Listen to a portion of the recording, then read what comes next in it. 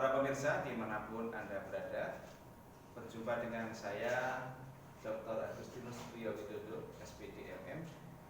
Saya perkenalkan, saya adalah praktisi SDM dan juga budayawan. Pada hari ini saya memulai untuk sharing dengan para pemirsa terkait dengan situasi saat ini. Dengan kondisi ini saya terpanggil untuk ikut sedikit memberikan pencerahan kepada kita semuanya, semoga bermanfaat. Maka pertemuan pertama pada hari ini adalah kami menyampaikan tentang normal baru berubah menuju harapan baru. Saya terima kasih kepada para pemirsa yang sudah bergabung dengan saya, dan setelah nanti melihat pemaparan saya ini, silahkan nanti untuk berikan subscribe. Nah, kemudian nanti pada sesi berikutnya kami akan informasikan, dan mudah-mudahan insya Allah nanti ke depan saya akan persesi akan menyampaikan gagasan-gagasan terkait dengan situasi-situasi yang berkembang pada saat ini. Rekan-rekan para pemirsa yang dimanapun Anda berada, kita tahu bahwa situasi saat ini, baik melalui media maupun apapun yang saat ini beredar di masyarakat terkait dengan pandemi COVID-19, banyak prediksi-prediksi, juga banyak spekulasi-spekulasi, sehingga kebijakan-kebijakan yang dikeluarkan dari berbagai pihak sampai kepada tataran implementasi itu masih membias. Seperti kita ketahui sendiri, PPDB misalnya, ataupun aturan protap, ataupun apapun, sampai kepada akar rumput masyarakat yang paling bawah, saya berkeyakinan bahwa pemahamannya pun juga belum sepenuhnya. Artinya kalau mereka mengikuti atau menjalankan masih dalam tataran, oh saya ikut begitu saja, tetapi pemahamannya itu belum tentu mereka paham 100%. Nah, kondisi yang dalam analisa saya pada saat ini, krisis ataupun pandemi COVID-19 itu sudah sampai pada tataran yang paling bawah, yaitu masyarakat yang sampai dengan saat ini jumlahnya sangat besar, kemudian pemahaman tentang bagaimana untuk mengantisipasi itu pun juga pemahamannya masih kurang.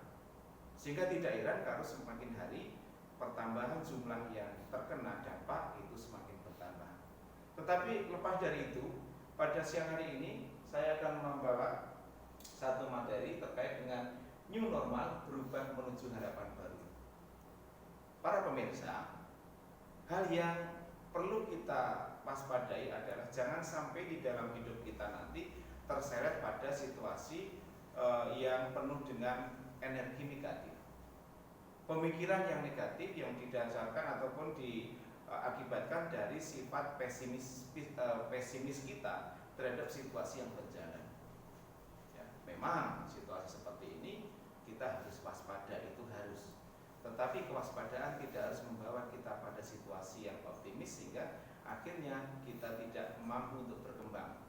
Dampaknya adalah hidup kita sendiri yang akan berdampak. Maka saya akan mencoba membawakan ini berubah menuju harapan baru dari perspektif sumber daya manusia. Kita lihat sejenak tentang definisi perubahan. Melakukan sesuatu secara berbeda, melakukan sesuatu dengan cara yang baru. Berubah itu pasti melakukan sesuatu dari yang sebelumnya, sekarang, dan yang akan datang. Jadi yang pertama adalah melakukan sesuatu dengan cara baru. Yang kedua mengikuti jalur yang baru. Yang ketiga mengadopsi teknologi yang baru. Yang keempat menggunakan sistem baru. Dan yang kelima melaksanakan prosedur manajemen baru. Masih banyak lagi sumber-sumber yang terkait dengan perubahan ini, tetapi saya mengambil ini karena ada sesuatu yang dari sekian 5 perubahan ini ada korelasi kental dengan situasi pada saat ini. Salah satunya adalah melakukan sesuatu dengan cara yang baru, kemudian juga mengikuti jalur baru. Dua hal inilah yang akan menjadi dasar perubahan kita pada saat kita menghadapi pandemi yang sekarang sedang berjalan. Lalu kemudian yang berikutnya adalah perubahan merujuk pada terjadinya sesuatu yang berbeda dari sebelumnya. Nah, jadi kalau ada sesuatu yang berbeda dari sebelumnya, secara otomatis kita memberikan respon bahwa kita harus berubah. Kalau kita tidak mau berubah, maka yang terjadi adalah kita akan terjadi kontraproduksi antara yang diharapkan oleh situasi itu dengan output yang nanti akan dihasilkan. Maka saya katakan bahwa perubahan adalah sebuah keniscayaan. Selagi kita masih hidup, perubahan akan selalu menempel dalam hidup kita. Nanti kita akan lihat pada akhirnya ini perubahan seperti apa yang kemudian membawa kita, resistensi kita, eksistensi kita akan tetap bertumbuh, akan tetap bertahan, sehingga kita bisa untuk mempertahankan hidup.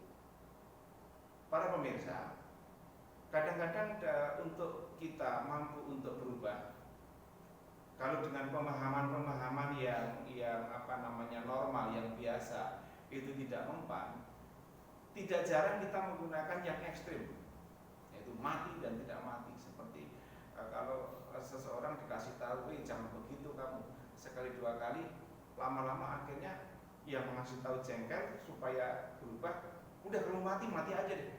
Nah, itu artinya bahwa sudah begitu ekstremnya untuk mengubah ataupun menjadi agen perubahan dari apa yang tadi dilakukan untuk berubah menjadikan yang lebih baik, itu sangat sulit. Antara orang satu dengan yang lainnya pasti berbeda-beda pemahamannya. Kita akan lanjut. Nah, mengapa kita harus berubah? Yang pertama adalah perubahan merupakan kebutuhan manusia. Kita tahu bahwa kebutuhan manusia yang paling hakiki adalah kebutuhan untuk hidup, nggak bisa ditawar. Ya, kebutuhan pokok itu nggak bisa ditawar. Nah, tetapi untuk saat ini kebutuhan yang paling dibutuhkan oleh manusia adalah keselamatan dan kesehatan. Ya, dengan adanya dampak seperti ini, makanan melimpah, uang melimpah, tetapi kalau kesehatan kita tidak ada atau kita ekstrimnya kita terkena, itu semua tidak akan ada gunanya. Sementara kita tahu bahwa virus COVID-19 ataupun pandemi COVID-19 ini sudah tidak pandang bulu, tidak tahu kaya, tidak tahu miskin, tidak tahu tua, tidak tahu muda. Ini sudah menjadi permasalahan yang universal.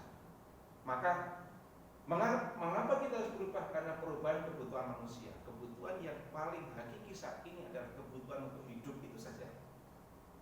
Ya, tidak usah berpikir nanti kita akan menabung, akan bagaimana pekerjaan besok, bagaimana, itu nomor 2. Tetapi dari situasi saat ini yang terjadi adalah kebutuhan untuk hidup.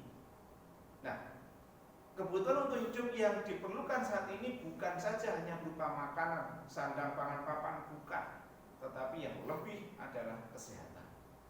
Maka karena perubahan kebutuhan manusia yang mungkin sebelum ada pandemi kita berpikir 4-5 langkah ke depan, 4-5 tahun ke depan, kan saya mau menabung berapa, nanti mau beli rumah di mana. Tetapi saat ini, kalau boleh saya bilang, ubah kebutuhan Anda, yaitu kebutuhan untuk hidup saat ini, supaya bisa berpikir untuk hari berikutnya. Jadi mengapa kita harus berubah? Karena perubahan kebutuhan manusia. Berikutnya, kompetisi yang semakin ketat. Nah, kompetisi yang seperti apa? Pada kondisi saat ini, kompetisi adalah kompetisi untuk hidup. Semua itu hanya kembali ke hidup kok. Makanya di dalam TV selalu sebenarnya kalau diekstrimkan supaya lebih menakutkan, berapa yang hidup, berapa yang mati, berapa yang hidup, berapa yang mati, berapa yang masih pengen hidup, berapa yang sudah mendekati mati, dan seterusnya. Karena ini adalah sesuatu yang harus saya tekankan. Kita harus kembali kepada hal yang hakiki, yaitu hidup itu sendiri. Ya, kompetisi yang semakin ketat, kompetisi untuk mendapatkan kehidupan, untuk mendapatkan kita tercukupi kebutuhan kita, itu kesehatan kita. Ya, kompetisi untuk selamat, itu yang jelas. Maka kalau kita mau untuk memenangkan kompetisi itu, Ya, bolehlah kita katakan kompetisi dengan siapa, Pak? Yang jelas saat ini adalah kompetisi dengan virus. Ya, siapa yang akan memenangkan? Apakah virus itu sendiri atau kita? Taruhannya adalah hidup kita. Maka mau tidak mau kita harus berubah. Mengapa kita harus berubah? Kompetisi yang semakin ketat. Ya. Virus sudah menjalar kemana-mana. Terlepas sekarang ada beberapa penelitian apakah itu virus atau bakteri atau apa, yang jelas ada fakta bahwa sekarang sudah banyak yang terjangkit, ada yang meninggal, ada obatnya belum ada. Berarti ini adalah sebuah kompetisi untuk mempertahankan kehidupan. Nah. Kemudian perubahan kebijakan. Kalau yang nomor satu dan yang kedua ini adalah yang didasarkan internal dari diri kita sendiri.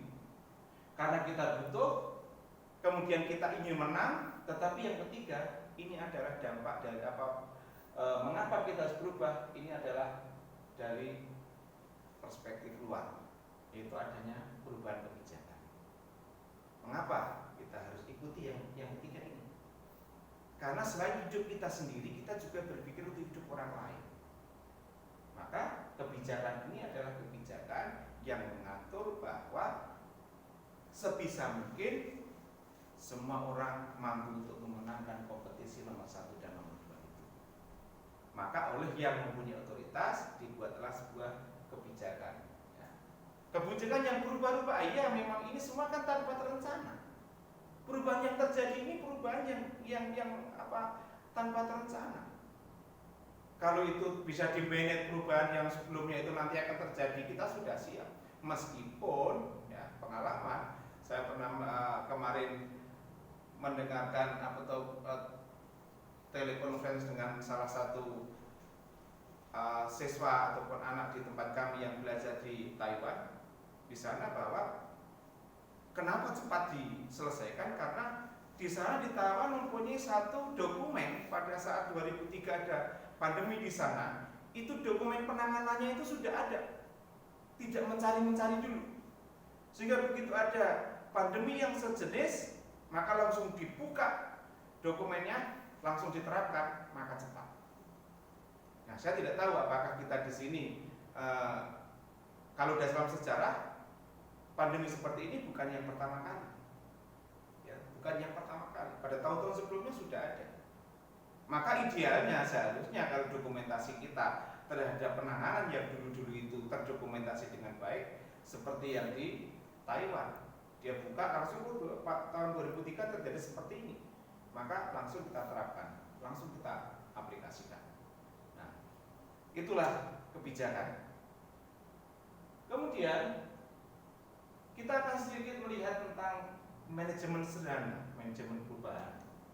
Bahwa proses perubahan yang terjadi ini adalah kondisi saat ini, kemudian masa transisi, yang dituju adalah kondisi yang diharapkan.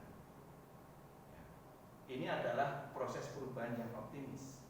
Kalau yang tidak yang masih gambling, ya, kondisi saat ini kemarin, sekarang, yang akan datang nggak tahu akan datangnya seperti apa. Tetapi karena perubahannya adalah perubahan yang optimis, maka kondisi saat ini menjadi titik tolak, kemudian masa transisinya yang terakhir adalah kondisi yang diharapkan seperti apa. Ini adalah konsep manajemen perubahan yang sederhana seperti ini. Lalu akan kita lihat satu persatu. Kondisi saat ini yang terjadi adalah pandemi COVID-19. Yang terpapar semakin meningkat, yang meninggal masih bertambah. Ya. Meskipun mungkin saya tidak melihat dari ini seberapa banyak, tetapi beritanya masih bertambah, masih ada terjadi. Artinya bahwa pandemi ini masih berlangsung. Ini adalah kondisi saat ini. Lalu masa transisinya apa? Masa transisinya adalah new normal, atau saya lebih cenderung dan lebih suka mengatakan normal baru. Kenapa? Ya, jangan sampai nanti sebuah program yang bagus tetapi karena bahasa yang kurang dipahami oleh yang akan menggunakan itu menjadi bias, menjadi tidak jelas untuk dilaksanakan. Bayangkan kalau saya pulang kampung, saya orang Gunung Kidul, orang Wonosari, ya, di tempat saya itu sampai dengan saat ini masih aman, tentram dan damai karena masyarakatnya melockdown dengan secara wilayah itu. Saya mau pulang pun tidak boleh. tetapi di sana tidak tahu tuh bahasa lockdown. Saya tanyakan ke ibu saya di kampung, Bu, di sana ada lockdown apa? Itu lockdown nggak tahu. Pokoknya yang penting naiknya ra iso metu. Yang penting di sini nggak boleh keluar, nggak boleh orang luar masuk. Yang penting, nah itu. Jadi bahasa sederhana, bahasa yang itu disederhanakan. Nah, new normal ini pun saya rasa juga perlu ini dicarikan bahasa yang merakyat. Coba kalau kita memberikan sosialisasi sampai ke kampung-kampung, halo saudara-saudara, sekarang kondisi new normal itu apa toh Mbah? Bingung. Maka kita harus sesuaikan dengan objek yang akan kita berikan sosialisasi. Ya. New normalnya adalah, atau normal barunya adalah hidup sesuai dengan protokol kesehatan ataupun protap yang sudah ada. Nah, meskipun itu tidak normal, tetapi demi yang pertama tadi, kita pengen hidup, kita pengen selamat. Maka sesuatu yang tidak normal menjadi dinormalkan. Ya. New normal itu atau normal baru sebenarnya bukan baru sama sekali kok. Kalau saya bisa mengkategorikan ada normal baru yang dulunya ada tapi hilang kemudian muncul lagi, itu adalah dampak positif dari pandemi. Contohnya saja cuci tangan sebelum masuk rumah. Kalau yang orang kampung atau seperti saya, ya, di kampung-kampung saya itu kalau kebanyakan kalau ada sumur itu pasti ada di luar rumah kebanyakan. Supaya apa? Kalau orang mau masuk rumah, nimba air dulu, cuci kaki, cuci tangan, apalagi kalau dari kuburan atau dari tempat orang meninggal, itu wajib hukumnya. Tetapi dengan perkembangan zaman, lambat laun tidak tahu bagaimana proses transfer budaya itu menjadi hilang. Nah, ini dikembalikan lagi, berarti ini sebenarnya normal baru, stok lama. Kita tinggal menjalankan lagi.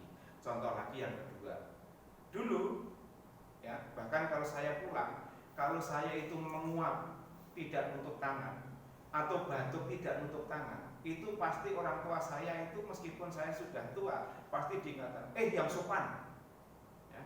Karena itu adalah menjadi bagian dari sopan santun bahwa wah itu enggak sopan atau nah ini droplet sudah muncrat ya.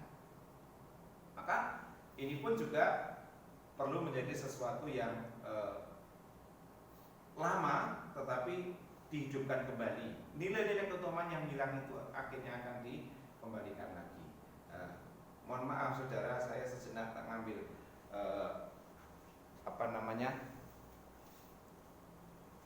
masker saya ya. Oke. Jadi begitu saya, nah ini contoh bahwa budaya saya itu memang sudah diingatkan kembali. Tadinya saya sudah tidak ingat lagi bahwa ini sebuah kebutuhan, tapi begitu ingat bahwa seperti zaman dulu harus seperti ini, maka langsung ingat sebetulnya. Nah, itu adalah normal yang lama hidup kembali. Salah satu contoh, banyak lagi kok kebiasaan-kebiasaan yang sekarang itu menjadi seolah-olah barang baru, sementara ini sebenarnya barang lama yang sudah hilang dalam peredaran. Yang baru kemudian nanti kalau udah normal harus kembali lagi karena sebenarnya nggak cocok dengan budaya kita, budaya bangsa timur, yaitu tentang jarak. Ini adalah baru, kita normalkan sementara. Tapi kalau udah selesai, ingat ini normal sementara, jangan keterusan. Kalau nanti sudah tidak ada pandemi, kita masih jauh-jauhan, salaman aja pakai jauh-jauhan, apalagi mau mengucapkan selamat aja pakai HP secara online. Nah, untuk saat ini kita normalkan. Tetapi ini kita simpan pada saat itu sudah kembali pada situasi yang memungkinkan. Normal-normal yang tidak normal kemudian harus dikembalikan ini, ya harus dikembalikan. Tetapi kenormalan yang menggugah kembali atau membangkitkan kembali kita jadikan menjadi budaya. Ya, jadi normal baru ini tidak selesai saat ini. Setelah selesai pandemi pasti akan ada normal baru terus. Namanya juga perubahan. Maka saya pertama kali menyoroti ini dari sisi manajemen perubahan. Ya. Kemudian itu masa transisi. Kondisi yang diharapkan seperti apa? Kondisi yang diharapkan adalah yang terdampak seminimal mungkin, tetapi kebutuhan aktivitas bisa berjalan. Itu yang diharapkan. Nah, maka karena kita bicara ini adalah bukan bicara dalam individual, tetapi hubungan antar manusia, maka kita harus juga memperhatikan beberapa hal yang sudah tadi, bahwa ini adalah sebuah rangkaian untuk mempertahankan hidup tadi. Berikutnya saya akan coba sasaran perubahannya itu apa? Yang pertama budaya dan orang. Kita bicara budaya, berarti itu menjadi sesuatu yang orang yang berbudaya itu orang yang mempunyai rasa malu kalau tidak melakukan. Ya, kalau saat ini saking pentingnya masker, ya, saking pentingnya penggunaan masker, maka dibuat bagaimana supaya orang itu kalau tidak pakai masker itu malunya sama dengan orang yang tidak pakai baju. Sehingga begitu seperti saya tadi lupa pakai masker, lupa. Nah, coba kalau saya tidak pakai baju mungkin tidak bertahan lama, langsung saya cari. Nah, ini berarti belum menjadi budaya. Budaya cuci tangan itu sebuah kebutuhan. Kalau kita bicara budaya berarti itu sudah menjadi bagian dari hidup kita, itu kebutuhan hidup kita. Nah, kemudian yang dirubah apa? Orangnya. Karena yang melakukan adalah ini ada sesuai dengan sasaran perubahan. Kemudian berikutnya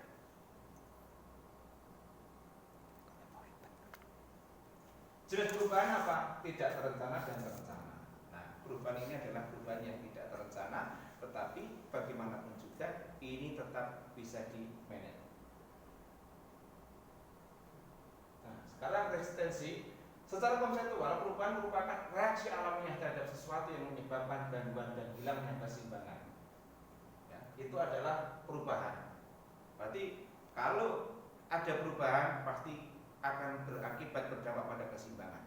Nah, itulah kemudian dalam proses untuk kita mengikuti perubahan, maka artinya kita menyeimbangkan suasana, karena keseimbangan itulah yang akan kita harapkan dalam banyak hal. Perubahan merupakan salah satu fenomena yang harus dihadapi, namun tidak semua orang bersedia. Kenyataannya adanya perubahan sehingga bersifat resisten. Ya, jadi tidak semua orang itu mau untuk menyikapi perubahan ini, dan sikapnya juga berbeda-beda.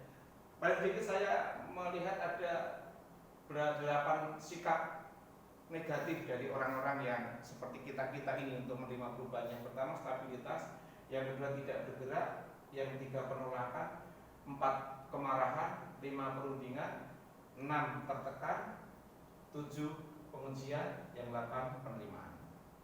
Jadi kecepatan untuk sampai pada penerimaan ini adalah yang sangat menentukan kita ini mau menang atau tidak dalam kompetisi. Kalau kemudian ada perubahan, kita masih berpikir step-stepnya ini kita ikuti, yang lainnya sudah selamat, kita masih dalam proses untuk menyelamatkan diri. Maka silahkan menjadi bahan refleksi bagi Anda semuanya. Anda sekarang ini pada posisi yang mana? Apakah dengan perubahan yang terjadi kemudian disandingkan dengan kehidupan Anda masing-masing, Anda berada pada situasi yang tidak bergerak atau menolak atau marah, atau dengan pertimbangan lebih berlebihan lagi, atau dalam situasi tertekan, atau langsung oke lah, karena kenyataan seperti ini kita terima. Nah, ini adalah kembali kepada para pemirsa. Kemudian yang perlu kita lakukan ada 5 fase. Adanya optimisme diam-diam. Jadi orang biasanya kalau sudah tahu perubahan, tetapi perubahan itu benar, nah, tetapi masih dalam banyak pertimbangan, diam-diam dia akan ya, saya optimis bahwa ini akan benar-benar kalau saya lakukan perubahan ini, saya optimis bahwa ini akan berhasil. Atau pesimis, diam-diam, saya ikut saja, tapi tidak mungkin itu akan terjadi. Ya. Kemudian kesadaran perubahan merupakan realitas yang harus dihadapi. Yang ketiga inilah yang diharapkan. Kesadaran perubahan merupakan realitas yang harus dihadapi. Ya. Jangan mentang-mentang saya begini, saya sudah yakin saya tidak mampan untuk COVID dan seterusnya. Tetapi ini adalah sebuah realita yang dihadapi. Kemudian keberanian untuk menyatakan optimisme terhadap perubahan. Ya. Kemudian yang terakhir terakhir kesediaan turut serta dalam proses untuk menggali perubahan itu sebagai agen perubahan. Jadi kita jangan, kalau bisa jangan hanya sebagai objek perubahan, tapi kita menjadi agen perubahan, karena itu juga menjadi ibadah bagi diri kita. Kemudian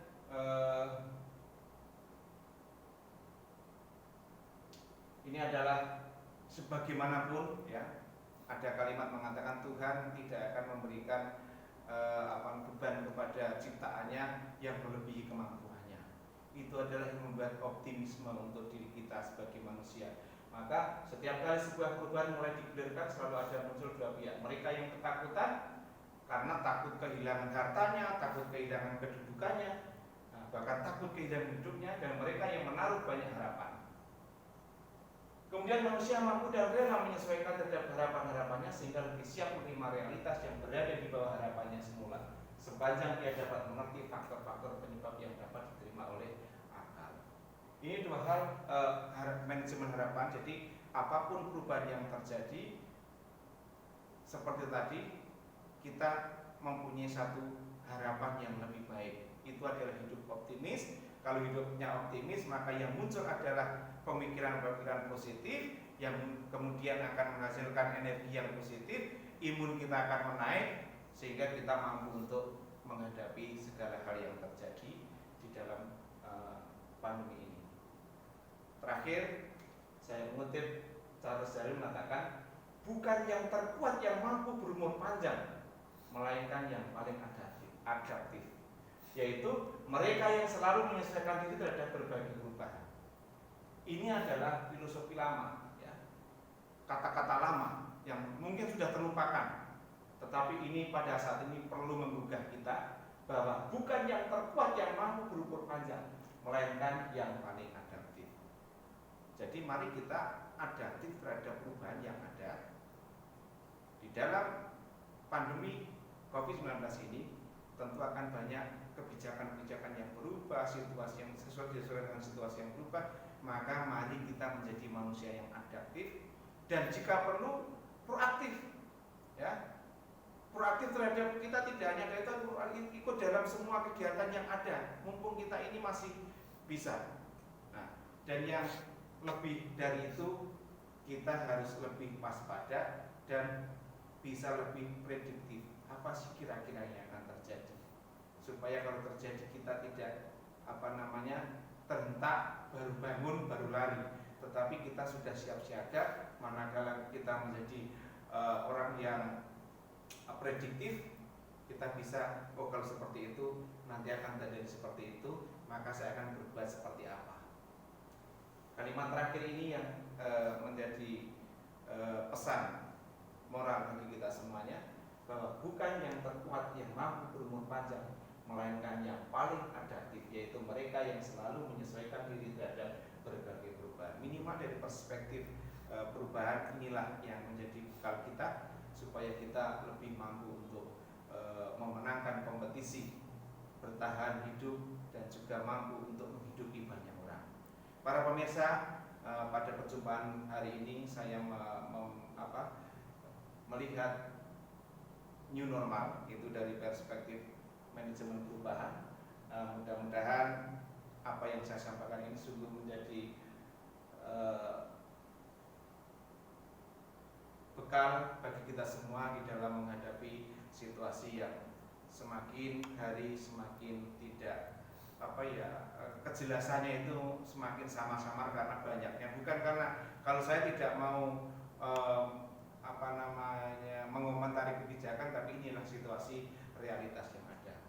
Sekian dan terima kasih. Pada hari ini mendatang saya akan mencoba untuk menyampaikan, karena saya ini adalah praktisi SDM, ya.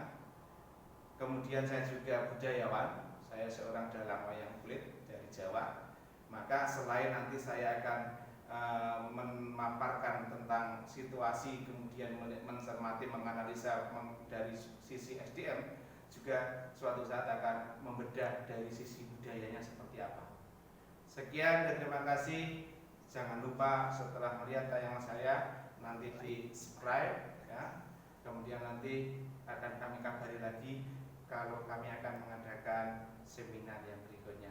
Sekian, wassalamualaikum warahmatullahi wabarakatuh. Shalom, Om Swastiastu, Namo Buddhaya, Salam Rahayu. Terima kasih.